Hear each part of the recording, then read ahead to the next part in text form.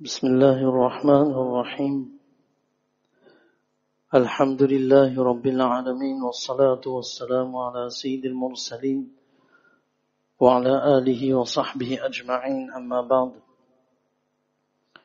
فقد قال الله تعالى في القرآن المجيد قل إن كنتم تحبون الله فاتبعوني يحببكم الله ويغفر لكم ذنوبكم والله غفور رحيم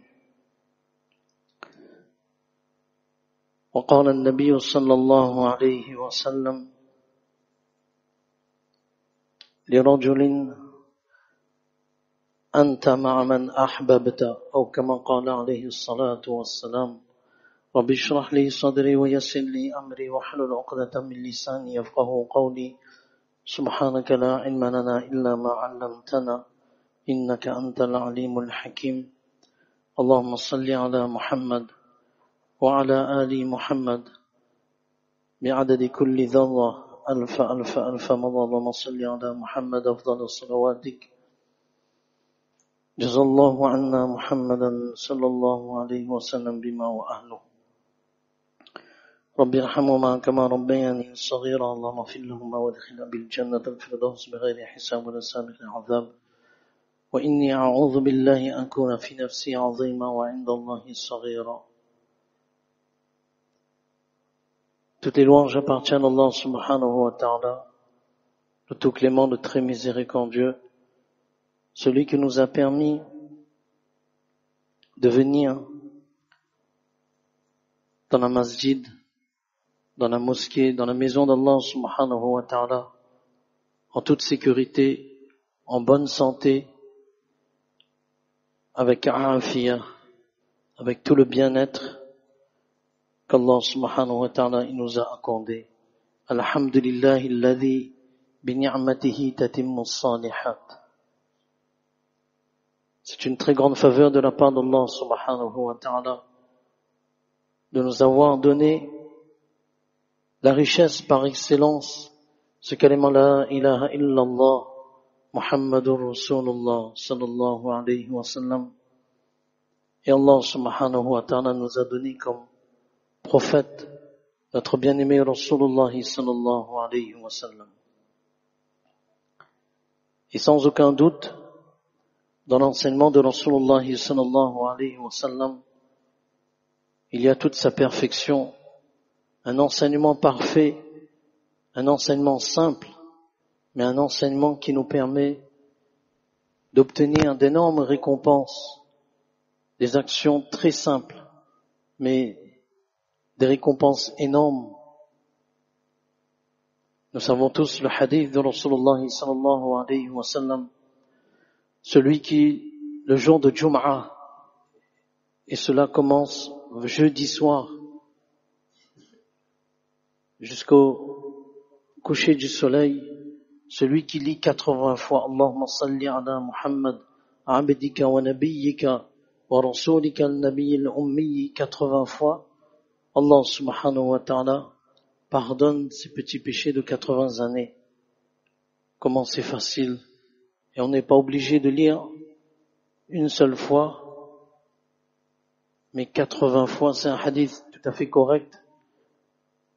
Dans un autre hadith, Rasulullah sallallahu alayhi wa sallam, il nous enseigne que celui qui après la salat de Jumu'ah, et il a jusqu'au coucher du soleil, 100 fois, celui qui lit 100 fois Subhanallahil azim wa bihamdih, Allah subhanahu wa ta'ala pardonne 100 000 de ses petits péchés et 24 000 petits péchés de ses parents. Et c'est aussi un hadith tout à fait correct. Donc ce sont des actions très simples que Rasulullah sallallahu alayhi wa sallam nous a montré et nous a conseillé. Une autre petite action, 100 fois Subhanallah le matin, 100 fois Subhanallah le soir, Subhanallah, Subhanallah, Subhanallah, 100 fois le matin, 100 fois le soir. Allah subhanahu wa ta'ala accorde à cette personne la récompense de 100 hajj nafl, 100 hajj nafil acceptés. Il y a le hajj qui est obligatoire, si elle est obligatoire sur une personne, elle doit l'accomplir. Mais le hajj nafil qui n'est pas obligatoire, même en restant chez soi, on a la récompense de 100 hajj nafil acceptés par Allah subhanahu wa ta'ala. Si on lit 100 fois subhanallah le matin et 100 fois subhanallah le soir. Donc ce sont des actions qu'il est très très profitable de pratiquer et cela va nous rendre, ça nous sera utile lorsqu'on va fermer les yeux. Une fois fermés les yeux, aucune action ne sera possible. Une fois fermés les yeux, tout deviendra réel. C'est-à-dire la valeur de nos actions aura un effet profitable sur notre devenir dans la tombe le jour de la résurrection auprès d'Allah subhanahu wa ta'ala. Donc c'est pour cela, ce rappel il est nécessaire. Une vie courte, une vie temporaire, une vie très limitée, mais une récompense qui est éternelle auprès d'Allah subhanahu wa ta'ala. Ne l'oublions jamais, il ne faut pas beaucoup pour mourir. Il ne faut pas beaucoup pour mourir. Il suffit d'être né. Il ne faut pas beaucoup pour mourir. Il suffit d'être né. Parce que lorsqu'il y a un début, il y a forcément une fin. C'est pour ça les hadiths de Rasulullah sallallahu alayhi wa sallam sont clairs et nets. Avant même que le bébé puisse voir le jour, l'ange, par ordre d'Allah subhanahu wa ta'ala, a déjà écrit dans quelle terre, et c'est avec cette terre que ce bébé il a été constitué, la terre dans laquelle il va être enseveli. Subhanallah. Donc et cela nous prouve la puissance d'Allah subhanahu wa ta'ala et la faiblesse de l'être humain. Et sans aucun doute, cette rencontre avec Allah subhanahu wa ta'ala, elle est catégorique. Elle est sûre. Et le verset que nous avons lu, قُلْ إِن كُنْتُمْ تُحِبُّونَ اللَّهَ فَاتَّبِعُونِي يُحْبِبْكُمُ اللَّهُ وَيَغْفِرْ لَكُمْ ذُنُوبَكُمْ وَاللَّهُ غَفُورٌ رَحِيمٌ. Dis aux prophètes d'Allah, dis aux gens, si vous aimez Allah, قُلْ إِن كُنْتُمْ تُحِبُّونَ اللَّهَ, si vous aimez réellement Allah, فَاتَّبِعُونِي, suivez-moi. Yuhbibkumullah, sans aucun doute, Allah subhanahu wa ta'ala vous aimera. Wa yaghfir lakum dhunubakum, il pardonnera vos péchés. Dans ce verset, il y a plusieurs leçons et plusieurs commentaires à ce verset, mais nous remarquerons, si vous aimez Allah, suivez Rasulullah sallallahu alayhi wa sallam, Allah vous aimera. Tout est question d'amour. Tout est question d'amour. C'est une question d'amour, tout simplement. Parce que l'amour encourage. L'amour incite une personne à suivre son bien-aimé, à suivre la chose. Et le din, c'est pareil. Tout est une question d'amour. Si quelqu'un aime vraiment quelque chose, regardez, là, ça va être la saison des litchis. Même le diabétique, il aime à la vue des litchis, cette couleur rouge vive, lui procure une certaine émotion. Regardez la mangue carotte. Lorsqu'on coupe une mangue carotte, et quelqu'un qui aime le piment rouge avec le sel, même si ça le poique, verbe du premier groupe, poiquer, je ne sais pas si ça existe, même si ça le poique, il va manger. Quelqu'un qui aime la pâte piment, s'il n'a pas la pâte piment à table, il n'appréciera pas la nourriture. C'est une question d'amour. Parce que la personne aime. Vous pouvez lui dire les 1001 néfaste que peut avoir un piment rouge, ça va entrer, ça va ressortir automatiquement. Il n'attend que ça. Pour le din, c'est pareil. Pour le din, c'est pareil. Quelqu'un qui aime quelque chose et ne voit pas ou ne goûte pas cette chose-là, c'est impossible qu'il y a la saison de litchi qui commence et que personne, seulement à la vue, se rassasie. Non, c'est impossible. Le din, c'est pareil. Tout est une question d'amour. Et l'amour, regardez bien, l'amour, c'est pas seulement une émotion. On éprouve une émotion, on éprouve un certain plaisir, mais ce n'est pas seulement ça l'amour. Les ulama, ils disent فَلَيْسَتِ الْمَحَبَّةُ إِذًا شُعُورًا عَاطِفِيًّا فَحَسْبَ وَإِنَّمَا هِيَ قَبْلَ هَذَا وَبَعْدَهُ سُلُوكٌ عَمَلِيٌّ. En d'autres termes, quelqu'un qui voit un fruit qu'il aime, le litchi, à la vue, il ne se rassasie pas.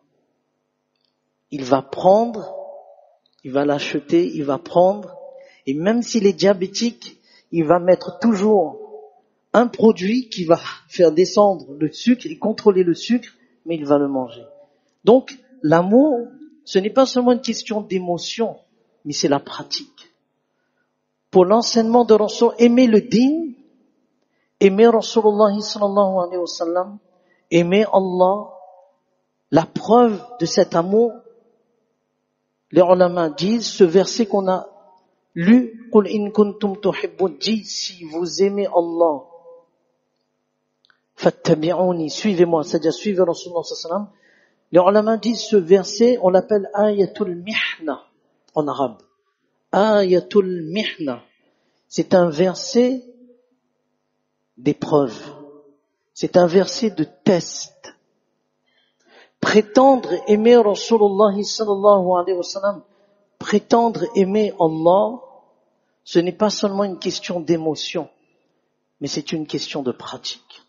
Et ce verset, il va nous donner le statut à chacun d'entre nous, quel est notre amour réel pour Allah, et cet amour réel pour Allah se vérifiera dans la pratique de l'enseignement de Rasulullah sallallahu alayhi wa sallam. L'équation est aussi simple que cela. Exactement comme l'exemple du fruit, comme l'exemple de quelque chose qu'on aime, tant qu'on n'a pas goûté, on n'a pas pris. Il y a une bonne pizza, c'est pas en regardant la pizza que je vais me satisfaire. Non, je vais prendre, je vais goûter. Et là, je vais apprécier. Et là, d'une façon pratique, je sais que cette chose que j'aime, elle est réellement pour moi quelque chose d'aimé. Pour Rasulullah sallallahu alayhi wa sallam, c'est pareil. Si on aime vraiment Allah, on suit Rasulullah sallallahu alayhi wa sallam. Et suivre Rasulullah sallallahu alayhi wa sallam, c'est suivre son enseignement dans tout son ensemble. Pas seulement dans les actes d'adoration, pas seulement dans les bonnes actions, mais dans les interdits. Où Allah subhanahu wa ta'ala, il me dit que ça c'est pas permis, je ne m'approche pas. C'est une question d'amour, tout simplement. Tout simplement. Si on aime Allah, on va pas mécontenter Allah par telle ou telle action. Où que je me trouve, où que je suis, ou que, quel que soit l'endroit, personne ne me voit. Mais Allah, il me voit. Et Allah ne voudrait pas que j'accomplisse cette action. Je ne la fais pas. Je ne la fais pas. Je contrôle mon regard, je contrôle ma langue, je contrôle mes mains, je contrôle tout. Parce que j'aime Allah. C'est aussi simple que ça. Imam Abu Hanifa, rahimahullah, un riche commerçant, un imam, qui a dicté plus de 1 270 000 maslas.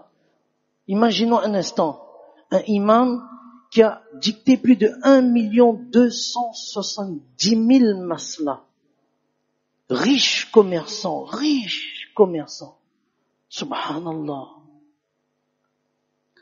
Toutes les personnes qui étaient dans le besoin, Imam Abu Hanifa, rahimullah, lorsqu'il savait que cette personne-là est une personne étrangère dans la ville, elle n'a rien, Imam Abu Hanifa, rahimullah, faisait parvenir à cette personne-là les pièces d'or.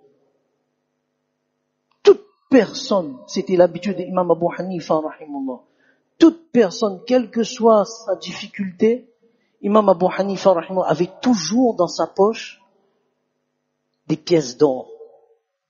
Une personne qui, même ces étudiants qui devaient aller travailler pour pouvoir subvenir à leurs besoins et ensuite continuer les études, Imam Abu Hanifa, rahimahullah, il a dit à un élève, je te vois triste, qu'est-ce qui se passe?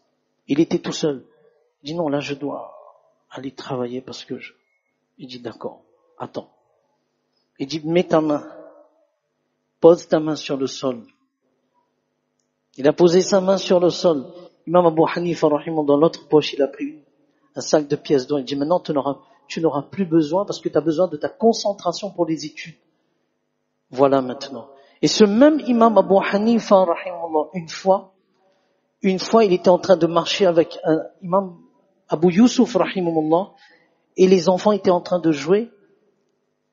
Un enfant dit à l'autre enfant, tu vois ce imam, il ne dort pas la nuit. Il passe sa nuit en adoration. Regardez l'honnêteté de Imam Abu Hanifa, rahimahullah. Il dit à son élève, astaghfirullah, on pense du bien de moi, alors que je ne fais pas ça. Depuis ce jour, pendant 40 ans, Imam Abu Hanifa, rahimahullah, avec le wudu de Isha, il a fait la salat de Fajr. À cause de cette parole. Attention que cette parole, pour lui, ça va aller à son encontre. Mais comment? Non, je ne suis pas de ce type de personne. Imam Abu Hanifa, rahimahullah, pendant 40 ans, à partir de cette parole, avec le wudu de Isha, il a accompli la salat de Fajr. Et ce même Abu Hanifa, qui était un très riche commerçant, regardez, quand on aime quelqu'un, on est prêt à tout. Lorsqu'on aime Allah, lorsqu'on aime son Nabi sallallahu alayhi wa sallam, aucune action, aucun acte ne doit sortir de mes membres qui puisse déplaire Allah. Parce que je sais que cet amour, derrière cet amour, il y a tôt ou tard, comme on vient de dire, il y a une pratique. Il y a une pratique. Ce n'est pas juste une émotion, mais il y a une pratique. Et derrière cet amour, il y a la rencontre avec son bien-aimé, la rencontre avec Allah. Donc je dois rencontrer Allah subhanahu wa ta'ala, mais avec quel visage? Avec quelle action? Imam Abu Hanifa, rahimahullah, il avait quelqu'un qui travaillait pour lui, riche commerçant, son associé. Il a dit à son associé, tu vas me vendre ces vêtements, mais n'oublie pas de préciser que dans ces vêtements, il y a ceux qui sont abîmés. Et de dire à l'acheteur, si tu veux acheter ces vêtements-là, alors sache que ça, il y a telle imperfection, et le prix sera. Mais il a tout vendu. Il a tout vendu. Et il a oublié de préciser le défaut dans tel ou tel vêtement. Il revient avec un profit de 30 000 pièces d'or. Imam Abu Hanifa lui demande, tu as dit aux acheteurs qu'il y avait telle ou telle imperfection? Il dit non, j'ai oublié. Il dit mais comment je vais rencontrer Allah subhanahu wa ta'ala? Les 30 000 pièces d'or, il les a données en sadaqa. Il dit comment je peux aimer Allah et avoir ce genre d'action? Il a dit à son associé, c'est bon, on travaille plus ensemble. Et les 30 000 pièces d'or, tu vas donner en sadaqa. Il les a donnés tous en sadaqa. Donc, c'est ça. Et Rasulullah sallallahu alayhi wa sallam, lorsqu'on aime Rasulullah sallallahu alayhi wa sallam, ce que Rasulullah sallallahu alayhi wa sallam nous dit, ce que Rasulullah sallallahu alayhi wa sallam nous a interdit, je ne m'approche pas. Parce que c'est ça l'amour réel. C'est à travers les actes qu'on prouve notre amour pour Rasulullah sallallahu alayhi wa sallam. Quelle que soit notre situation sociale, dans notre vie de tous les jours, aucune action ne doit déplaire Allah subhanahu wa ta'ala.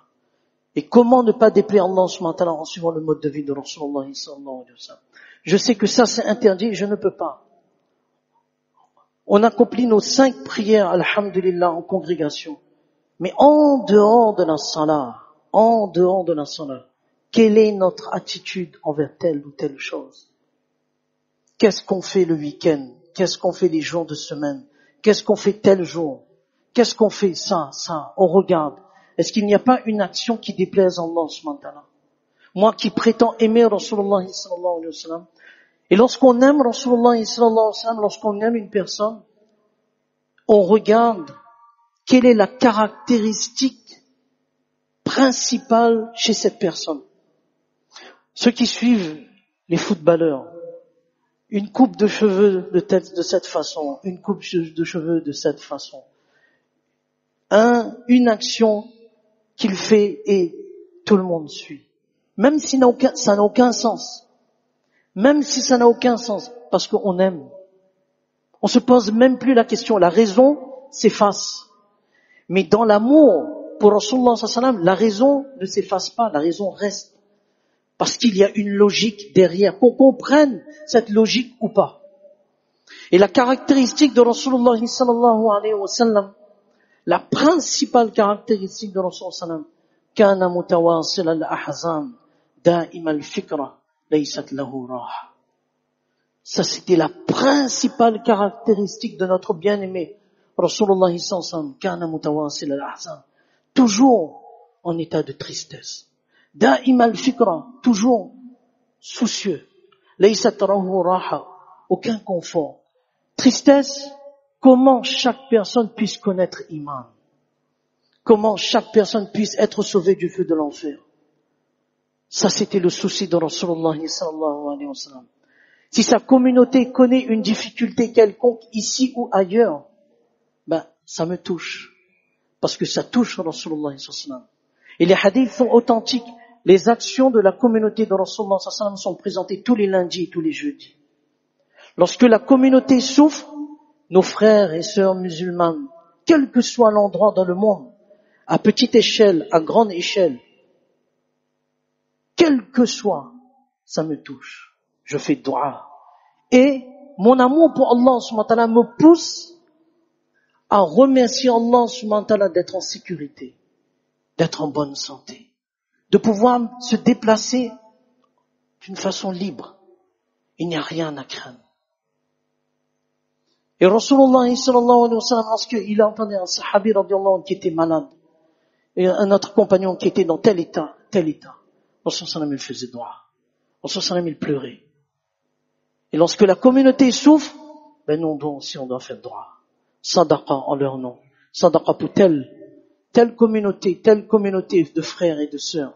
Quel que soit l'endroit dans le monde où on entend, on fait sadaqa, on envoie les récompenses. Wallah, c'est beau. On fait dua. Wallah. Et notre vie change. On peut pas rester indifférent. Et l'indifférence, c'est pas dans la parole. L'indifférence, c'est dans nos actions qui trahissent justement cet amour.